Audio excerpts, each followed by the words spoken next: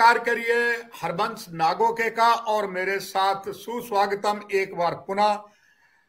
जम्मू कश्मीर में अलग अलग स्थानों पर न्यायमूर्ति का दायित्व निभा चुके, पीएससी में सदस्य भी रहे आदरणीय सुभाष गुप्ता जो सेवानिवृत्त न्यायमूर्ति हैं और हमेशा ही उन्होंने हमें आशीर्वाद दिया है। सर, आपका स्वागत है।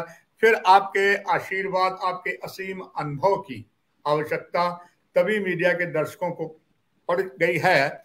आपका स्वागत करते हुए जज सुभाष गुप्ता सर, दर्शकों के लिए ये जानना चाहूंगा कि 10 साल के बाद एक बार पुनः जम्मू कश्मीर में प्रजातंत्र की बहाली के लिए चुनाव की घोषणा हुई। 3 चरणों में चुनाव है और पहले फेज में 279 कैंडिडेट ने फार्म भरा है, जिसमें 96 जम्मू डिवीजन से हैं और 183 जो है वो साउथ कश्मीर से हैं। और इसमें जज साहब कई ऐसे भी नॉमिनेशन भरी गई है जो जेल में बंद है, इंक्लूडिंग जो इंजीनियर रशीदा, खैर वो तो सांसद बन चुके हैं, शायद वो भी बाहर इसलिए आना चाहते हैं, और शबीर शाह को भी जमानत दी गई है।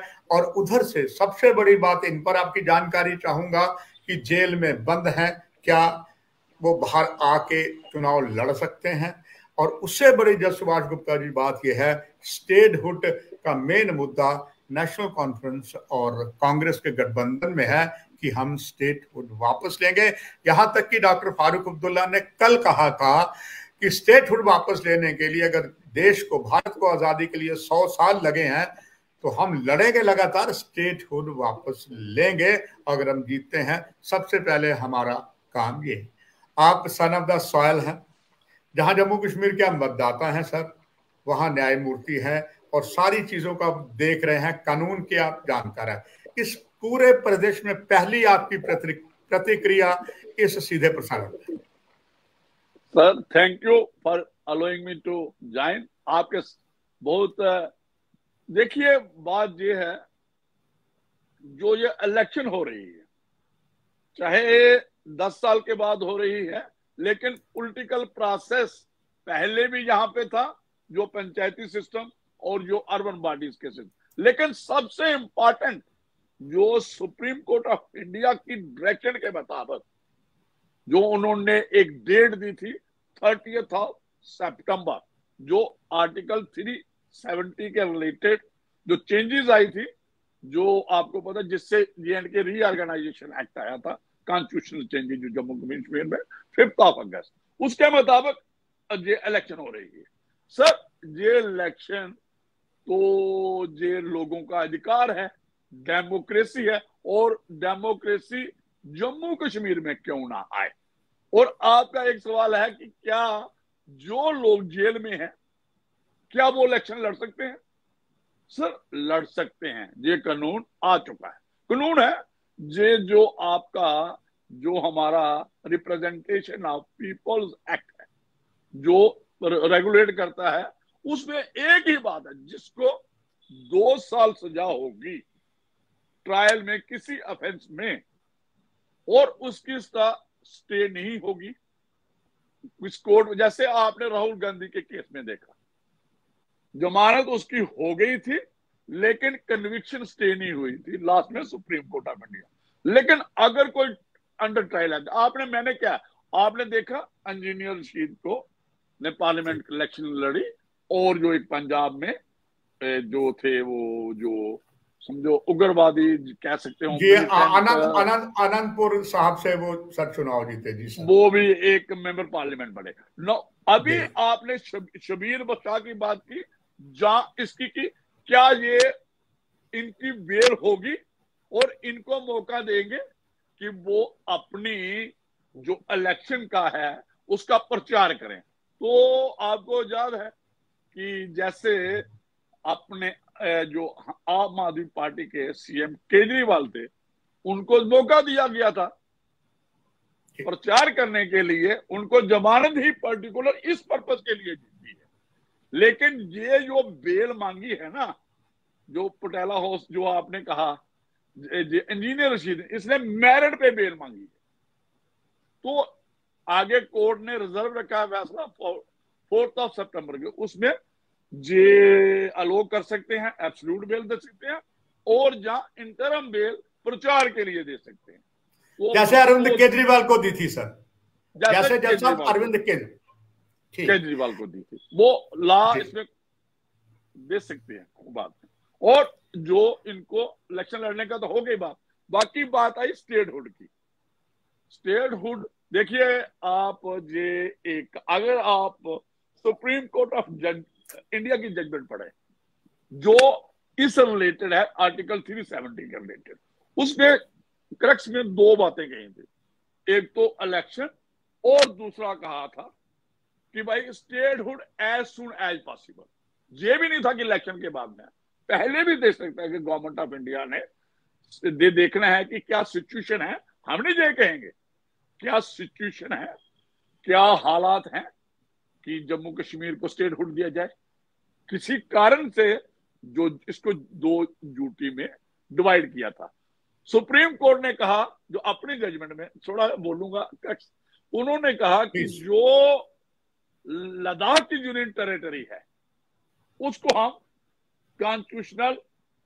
उसकी कॉन्स्टिट्यूशनल वैलिडिटी आर्टिकल 3 जो कॉन्स्टिट्यूशन ऑफ इंडिया का, उसका मतलब करते हैं कि ठीक हुई है। लेकिन जो ओपन रखते हैं, जो जम्मू कश्मीर को यूनियन टेरिटरी बनाई दूसरी, तो मैं अभी स्टडी कर रहा था आर्टिकल 3 ऑफ कॉन्स्टिट्यूशन।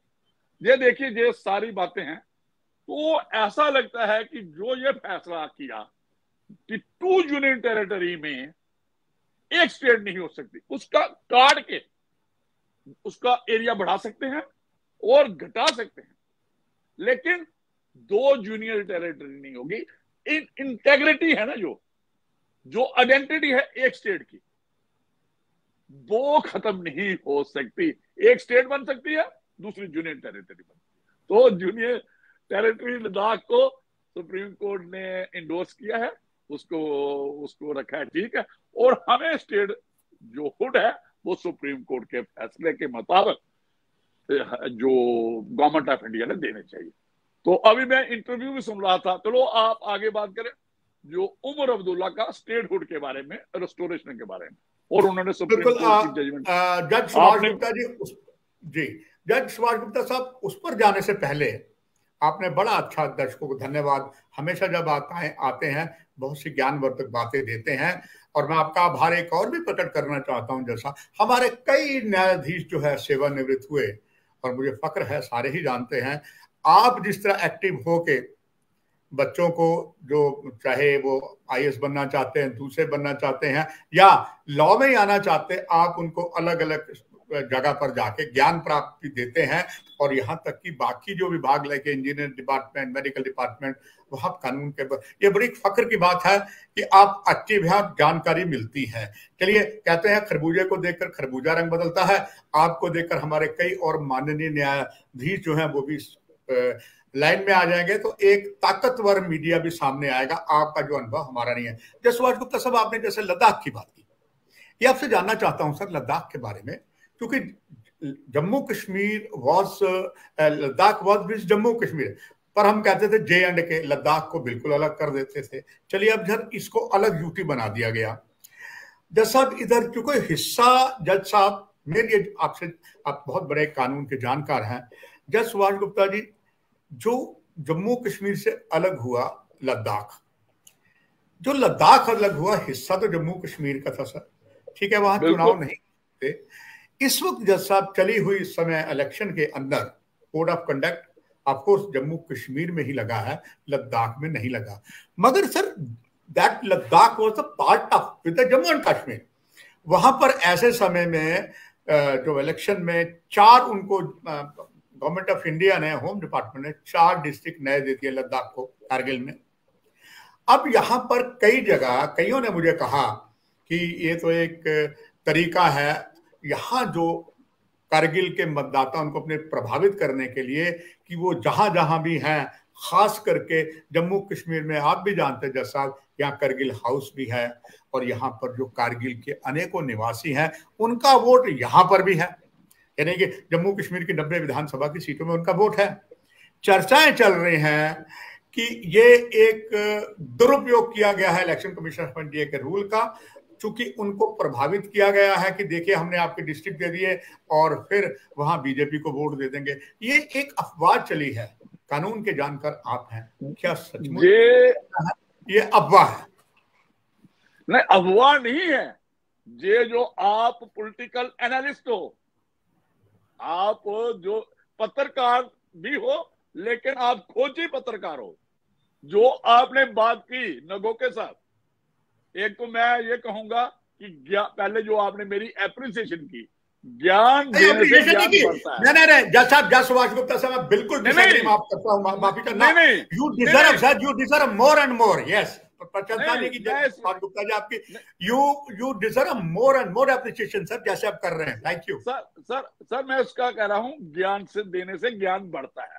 अच्छा, जो आपने कहा, जो आपका एनालिसिस है, जो आप रिसर्च वर्क करते हो, बिल्कुल ठीक है। क्योंकि जो हम लद्दाख हमारे से अलग नहीं है। लद्दाख अगर आप देखें तो rest while state Jammu Kashmir की थी।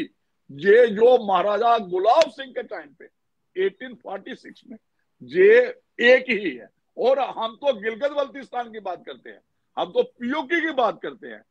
तो जो एक्टिविटी लद्दाख में होगी, गिलगित बल्तिस्तान में होगी और जो पीओके में होगी, वो जम्मू एंड कश्मीर जो बचा हुआ हमारे पास है, स्टेट है, उसमें होगी और उससे मतदाता प्रभावित होंगे। जो आपकी असेसमेंट है अफवाह नहीं है, ये बात है। ये अगर देखा जाए तो आप इसको कुछ भी कह सकते हो कि ये वायलेशन है जो आप कोड ऑफ कंडक्ट की, चाहे वो लद्दाख में है तो चाहे वो, अगर कोई पीओ के बारे में भी अभी स्टेटमेंटें बहुत आएंगी कि हम पीओ को ऐसे करेंगे वैसे करेंगे, तो वो भी एक पॉलिटिकल एजेंडे के साथ बात की, एजेंडे के साथ बात की जा रही है। और जज साहब, आपने हमें हमेशा इतना प्यार किया, प्रोत्साहन दिया।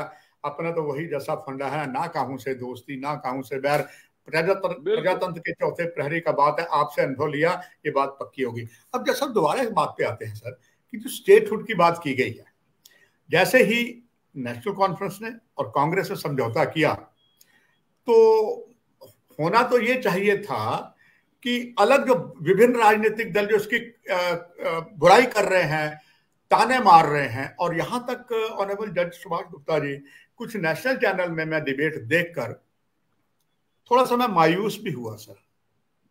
वैसे मायूस हुआ ऑनरेबल जज साहब, जब यहां पर अमरनाथ यात्रा चल रही थी, एक जमीन के टुकड़े पे बहुत बड़ा बवाल हुआ था जज साहब, और पहली बार शायद इतिहास के पन्नों में, जज सुभाष गुप्ता जी, आप मुझे, शायद मैं गलत हो सकता हूं, शायद तब आप जम्मू डिवीजन के किसी और जगह पर माननीय न्यायमूर्ति का दायित्व निभा रहे थे।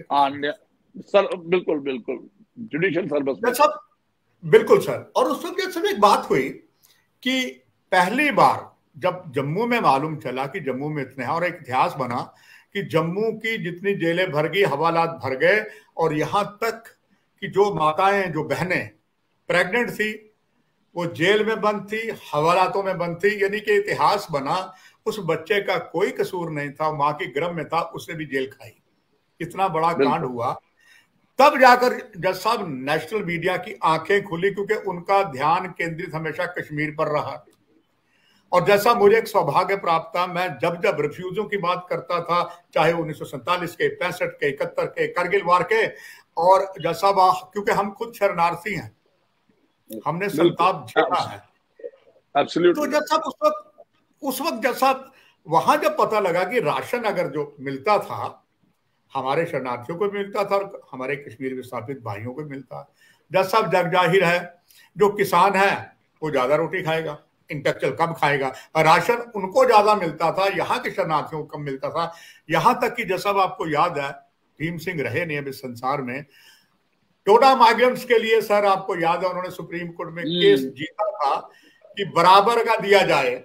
और वो साथ जो एग्जैक्टली सर, उसको कितना मारा था पुलिस ने, जो एक महिला थी, वो इस बात को जो तलवाड़ा में माइग्रेंट है, तलवाड़ा में, बिल्कुल जैसा। हाँ, तो मैंने एग्जैक्टली जैसा मैंने बात ये छोड़ी, मैं अपने आप को बड़ा एक जम्मू का भारतीय हूँ, डोगरा हूँ, मिठड़िए डोगरे दी बोली खंड मिठे लोग का मुझे अभिमान है अपने देश पर, अपने भारत पर। और एक डोगरा के नाते मुझे अपना दायित्व निभाया कि यहाँ जो बेइंसाफी हुई, कश्मीरी विस्थापित कश्मीरी जो हमारे हिंदू भाई हैं, वेरी इंटेलेक्चुअल हमारे पास में, जैसा बात ये बिल्कुल बस जैसा मैं ये आपसे जानना चाहता हूं कि अब जो हालत हुई है, ये बात जैसा मैं तब छेड़ी कि आम नेशनल मीडिया को मालूम है नहीं कि what is the problem in Jammu. वो ज्यादा कश्मीर कश्मीर करते हैं और हमें भी कश्मीर के साथ जोड़ते, जितनी बहसें हो रही हैं इस वक्त।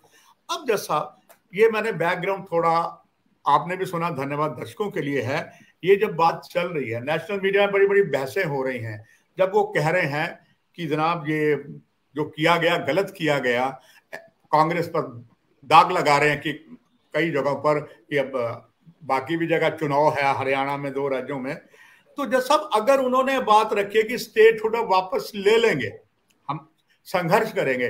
डॉक्टर फारूक अब्दुल्ला ने कल कहा हम संघर्ष करेंगे, अगर देश को आजादी 100 साल के बाद मिली, हम 100 साल भी संघर्ष करेंगे और ये लेके वापस रहेंगे।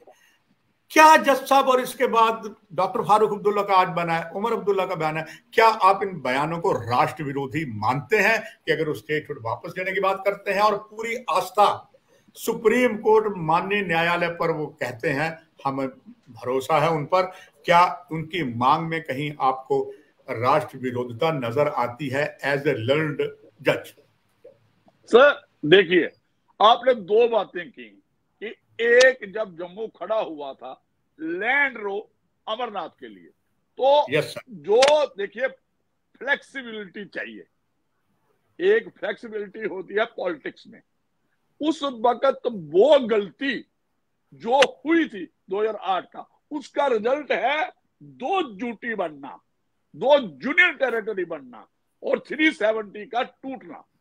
क्योंकि चाहे नेशनल प्रेस उठाए या ना उठाए, उन्हें उस वक्त 2-3 बातें जो जहन में थे, उसमें था एक जो 47 से जो 10 पाकिस्तानी रिफ्यूजी हैं, जो हमारे नेपाल से गोरखा भाई हैं और जो सफाई कर्मचारी, इनको आजाद साहब की सीएम थे, उन्होंने एक प्रपोजल दिया, उन्होंने कहा कि भाई इनको डोमिसाइल दे दो। लेकिन जो ट्रेडिशनल पॉलिटिशियन थे, जो कश्मीर, वो आपने कहा जो सिर्फ कश्मीर सेंट्रिक लीडर है, जो भी पॉलिटिकल पार्टी है, इन्होंने इतना विरोध किया कि हम जमीन का टुकड़ा नहीं देंगे। तो आज टुकड़ा नहीं, आज पूरा ट्रैक बना हुआ है, आज पूरा ट्रैक है बना हुआ जो हमारी अमरनाथ यात्रा जनती है। इस पे हर एक का हक है। ये स्टेट डोगरा जो आप कह रहे हो, उसकी फाउंडेशन महाराजा गुलाब सिंह ने रखी थी और डोगरों ने गिलगित बल्टिस्तान तक और आधा लासा तक पहुंच गए थे, आधा लासा तक जो तिब्बत का एरिया है। तो उसमें महाराजा के साथ तिब्बत के भी बात होती है। वो जब उसकी आप दे दो ना, तो ऐसी कोई बात नहीं है। ये आज जो हुआ है ये समझ जाए। मैं ये कहता हूं स्टेटहुड हम भी कह रहे हैं, सुप्रीम कोर्ट भी कह रहे हैं, लेकिन जो 100 साल बाद की है फारूक साहब ने कि हम 370 के लिए लड़ेंगे, वो भूल जाएं। इंदिरा गांधी ने जब इसके जो शेख साहब ने एग्रीमेंट किया था दिल्ली अकार्ड, इंदिरा गांधी ने उसने कहा था कि 53 की पोजीशन वापस करो। उसने कहा, इंदिरा गांधी टाल लीडर दोनों थे, ये भी टाल लीडर था, उन्होंने कहा गड़ियों की सुइयां पीछे नहीं जा सकती, जा सकती। तो आप भूल जाओ कि आर्टिकल 370, तभी ये बार बार भारतीय जनता पार्टी कांग्रेस को कहती है कि आप इस पे स्टैंड अपना क्लियर करो। स्टैंड क्लियर है, जो भी नेशनलिस्ट पार्टी है, मेन स्ट्रीम पार्टी है, कि 370 रिस्टोर नहीं हो सकता, आगे बढ़ना है, पीछे हाँ स्टेटहुड है, और लीगली भी कॉन्स्टिट्यूशनली भी उसको स्टेटहुड देना है। और सुप्रीम कोर्ट का जो आपने कहा कि डोर खुला है, तो ये जितना कोई तो गलत करेगा, तो जो पॉलिटिक्स है या ड्यू कोर्स में ये अपनी जगह पहुंच जाता है इंसाफ। ये इंसाफ हो गया है। जो रिफ्यूजी भाई थे हमारे, नेशनल पाकिस्तानी जिनको लाया गया उनके साथ भी, उनको भी आज तो ओनरशिप राइट दे रहे हैं। बिल्कुल सर, और वो वोट विधानसभा में वोट भी डालेंगे दर से। जज साहब एक और चीज, एक आप कानून विशेषज्ञ जानना चाहूंगा, वो जज साहब ये फिल्मों के सभी शौकीन होते हैं जज साहब, आप भी फिल्में जरूर देखते हैं। कई बार मैंने अपने आपके परिवार जनों के साथ वो पीवीआर जो सिनेमा, वहां पर मैंने पिक्चर आपको देखा है। अभी भी आप शायद स्त्री 2 पर देखने गए थे, देखने भी चाहिए। तो सर जानना मैं ये चाहता हूं सर कि जिस तरीके के ये सारे हालात अब बने हुए हैं, और वक्त फिल्म, ये मैंने फिल्म का तब जोड़ा जज साहब, वक्त फिल्म थी बहुत मशहूर 1960 में, उसमें हर डायलॉग बड़ा शानदार था। उसमें एक डायलॉग था कि जिनके खुद शीशे के महल होते हैं चुनाई सेठ, वो 200 पर पत्थर नहीं फेंकते। बिल्कुल।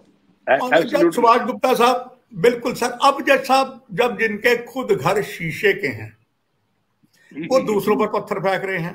अब आप देखिए, भारतीय जनता पार्टी है जज साहब, उन्होंने पहला कि राष्ट्रीय सर्व, नेशन फर्स्ट, सबसे पहले नेशन है, मेरा इंडिविजुअल बाद में, फिर धर्म आता है।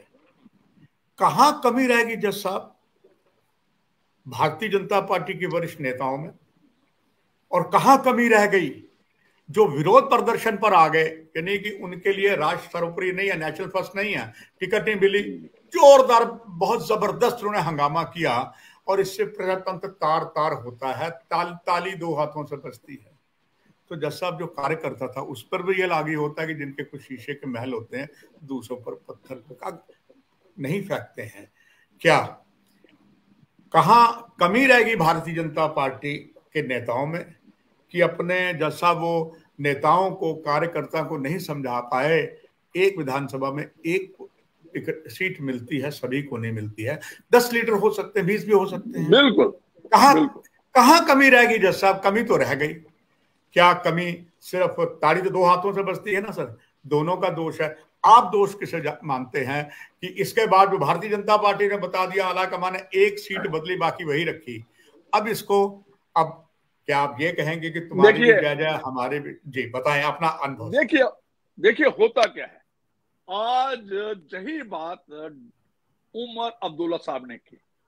उन्होंने कहा देखो क्या है जो आपने बात की कि भाई सीट जो असेंबली की है, 1 कॉन्स्टिट्यूंसी है, 90 कॉन्स्टिट्यूंसीज हैं, तो जहां पे हमने वो सीट शेयरिंग भी की है, तो हम कहीं और पॉलिटिकल आदमी अगर कोई होगा वो कहीं और भी पॉलिटिक्स कर सकता है, उसको हम कहीं और उसकी जरूरत है वहां एडजस्ट करेंगे।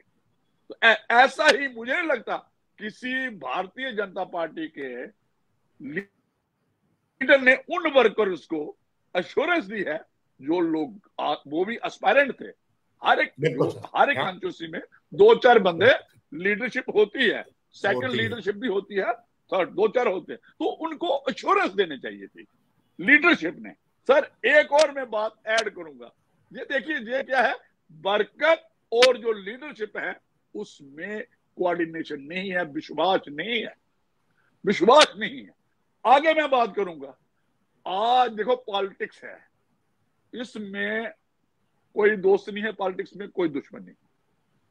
आज जो इन्होंने कहा, कोई 10 पॉइंट दे रहा है, क्वेश्चन दे रहा है कांग्रेस को एमसी को दे रहा है, हो सकता है, मैं एक बात बताऊं, इलेक्शन है, हो सकता है भारतीय जनता पार्टी की सीटें आए, ज्यादा आए कांग्रेस से, हो सकता है नेशनल कॉन्फ्रेंस के साथ गठजोड़ करना पड़े, तो बड़ा संभल के बोलना चाहिए। ये जो हम नहीं कुछ कहते कि नेशनल कॉन्फ्रेंस आएगी जब पीडीपी आएगी या कौन है, मैं बात कर रहा हूं, मतलब इतना बोलना चाहिए जो कल दोबारा मतलब पॉलिटिकल द्वारा मेल जोल। इन्होंने कहा very well said sir, very well said sir, very well said, thank you जी सर, बिल्कुल है ना। मतलब सर ये तो होना चाहिए ना कि आप बिल्कुल वो बातें कहोगे। पहले ये इन्होंने बातें की कि ये अलायंस अनहोली है, भाई अनहोली आपने पीडीपी के साथ किया था, जो ये तो सिर्फ कहते हैं पाकिस्तान के साथ बात करो, 370 रिस्टोर करो, वो तो कहते हैं कि भाई इसको सेल्फ रूल बुला लो, वो तो अभी भी ऑटोनॉमी की बात करते हैं। और जो एजेंडा नेशनल कॉन्फ्रेंस पीडीपी का है उसको अगर देखा जाए तो ज्यादा जो आप कह सकते हो कि जो ज्यादा फंडामेंटल इस उसमें जो है फंडामेंटलिज्म जो है वो पीडीपी का है, नेशनल मेन स्ट्रीम में है। तो ऐसे जो आप बात करोगे तो कंफर्टेबल रहना चाहिए, पॉलिटिक्स में कुछ भी हो सकता है। तो सर आगे आप। बस जैसा आगे ये है कि वो अंग्रेजी का जो शब्द है ना THANK, थैंक्स, महत्वपूर्ण जानकारियां जब दर्शकों को दी जाती है ना तो वी गेट मेंटली सेटिस्फाइड कि हमने जिस शख्सियत को लाया है is so knowledgeable, law knowing है। तो आपका धन्यवाद। बस आपसे एक वही पुरानी रिक्वेस्ट करते हुए जय सुभाष गुप्ता साहब, जब इन मुद्दों पर हो गए और आपका आशीर्वाद मिलेगा। जय साहब आपको बहुत बहुत धन्यवाद। दर्शकों आपसे भी इजाजत और ऑनरेबल जज सुभाष गुप्ता जी से भी नमस्कार। Thank you.